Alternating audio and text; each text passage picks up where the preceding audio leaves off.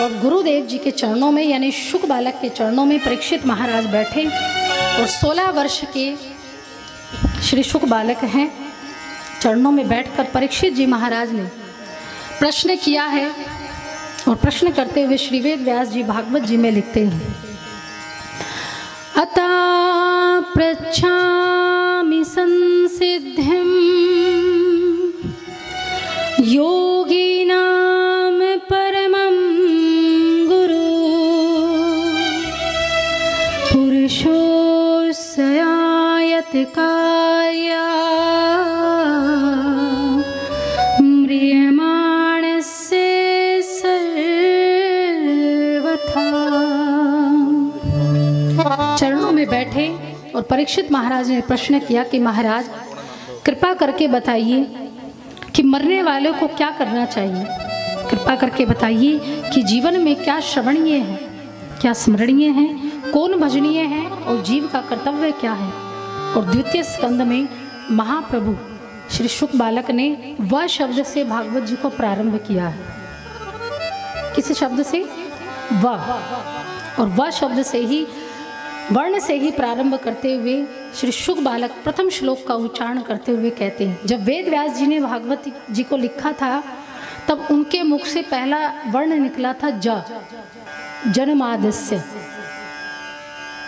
यानी जन्म से मृत्यु तक का जो सफर है वो है भागवत महापुराण। और अब श्री शुक बालक ने जब श्लोक प्रारंभ किया तो व से प्रारंभ किया और शुक बालक व से प्रारंभ करके भागवत जी का शुभारंभ करते हुए प्रथम श्लोक का उच्चारण करते हुए कहते हैं, वर्यानेशिता प्रश्न कृतो लोकहितो नृपः आत्मवित् सम्मता पुषामा श्रोतव्यादिषु या परा। श्री शुक बालक ने पहला शब्द, पहला जो वाक्य बोला वो बोला वर्यानेश ते प्रश्न। वर्यानेश ते प्रश्न कि हे परीक्षित, तुमने जो ये प्रश्न किया है ये ब्रह्म के बीज के निमित्त रहकर प्रश्न किया है। वह जो शब्द है वो ब्रह्म को इंगित करता है। ब्रह्म में सभी 33 कोटि देवी देवता आ जाते हैं। ब्रह्म एक ऐसा शक्ति पुंज है, एक ऐसा प्रकाश है जिसका ना कोई रंग है, ना कोई आकार है, ना कोई देह है। बस वो एक शक्ति है, सर्वशक्तिमान है, जो मात्र केवल देव में ही नहीं अपितु इस जीव जगत के जितने भी जीव हैं उन सबके अंदर विराजमान है, वही ब्रह्म। बस अंतर क्या है कि वो दृष्टि हमारे अंदर नहीं है कि उस ब्रह्म को हम देख पाए। कभी कभी हम जब आपसे बात करते हैं या कोई घर में अच्छाई होती है या कोई बुराई का किसी के जीवन में प्रवेश हो जाए, कोई घर में गलत हो जाए या अच्छा हो जाए, लेकिन एक बार एक ऐसा क्षण आता है कि हमारा मन ये ज़रूर कहता है कि ये गलत है और ये सही है। सबके साथ होता है, आप भले मानिए चाहे नहीं मानिए, एक बार ज़रूर आपका मन ये कहेगा कि ये करना चाहिए और ये नहीं करना चाहिए। कहता है कि नहीं? ये सब बात मानते हैं। जो ये अपने अंदर भाव आता है कि ये हमें करना है और ये नहीं करना है, वही साक्षात ब्रह्म का एक रूप है।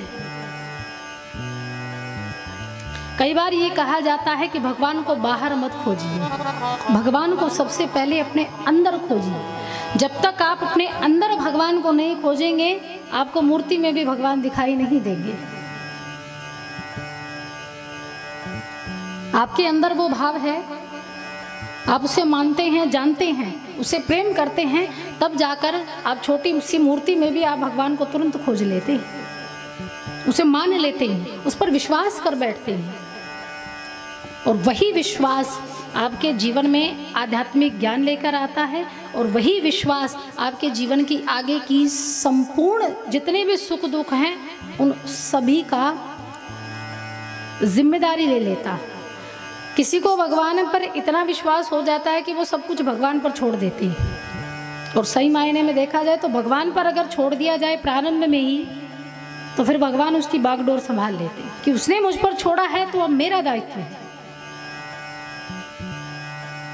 ये अंदर से जो आवाज आती है, अंदर से जो शक्ति हमारे भीतर से जो आवाज बनकर प्रकट होती है, वही ब्रह्म है। तो ब्रह्म कहीं कोई ऊपर उड़ती हुई चीज नहीं है, ये साक्षात परम ब्रह्म, वो परमात्मा सदैव हमारे हृदय में जब से हम जन्म लेते हैं, जब से उस माया के वशीभूत हम हो जाते हैं, तब से ये ब्रह्म भी साथ साथ रहता है। गर्भ में जब बच्चा आता है तो उसे 3 जन्मों की बातें याद रहती हैं। गर्भ में ही कितने जन्मों की? 3 जन्मों की। 3 जन्मों तक उसे ये याद रहता है गर्भ में रहकर कि मैं क्या था, मैंने क्या किया, मैं पहले क्या था। गर्भ में याद रहेगा, लेकिन जब गर्भ से बाहर आएगा तब तुरंत भूल जाएगा, क्योंकि भगवान की माया ने उसको जकड़ लिया है, पकड़ लिया है। और उसी माया के वशीभूत होकर फिर हम इस संसार के प्रपंचों में आसक्ति लगा बैठते हैं। कहा जाता है कि मानव जीवन सबसे दुर्लभ योनि मानी जाती है। जिसको मानव योनि मिली तो इसलिए नहीं मिली कि खाओ पियो संतति करो और अपना जीवन बढ़ाओ, नहीं। मानव योनि मिलती है अपना उद्धार करने के लिए, भवसागर से पार होने के लिए, अपने जीवन और मृत्यु को सुधारने के लिए ही ये योनि प्राप्त होती है। भले ये संसार सबको कितना भी अच्छा लगे, लेकिन इससे बड़ा नर्क कुछ नहीं है। उस नर्क की कहाँ तुम आशा रखोगे? स्वर्ग नरक को किसने देखा है? किसी ने देखा? मरने के बाद कोई वापस आकर किसी ने बताया हो कि स्वर्ग ऐसा दिखता है, नरक ऐसा दिखता है? बताया हो किसी ने? नहीं बताया। यही स्वर्ग है और यही नरक है। वो आपके हाथ में है कि आप उसे कैसा बनाते हैं। हम कहे कि स्वर्ग कौन कौन जाना चाहता है? कौन कौन जाना चाहता है स्वर्ग? लो भाई, सब हाथ उठाएंगे। एक बार उठाओ तो सही। हाँ, दोनों उठाओ, दोनों उठाओ, उठाओ, दोनों उठाओ। प्रसन्न तो हो जाओ कम से कम। मिले ना मिले वो तो बाद की बात है, यहाँ तो खुश हो जाओ कि सबको स्वर्ग मिलेगा। मिल जाएगा पक्का? अच्छा, कभी कोई पाप किया है यहाँ रहते हुए? अच्छा, कौन कौन मानता है कि हमने अपने जीवन में कोई पाप नहीं किया होगा? अब हाथ उठाइए। अच्छा, ये सब मानते हैं कि हमने अपने जीवन में पाप नहीं किया? अरे बाप रे।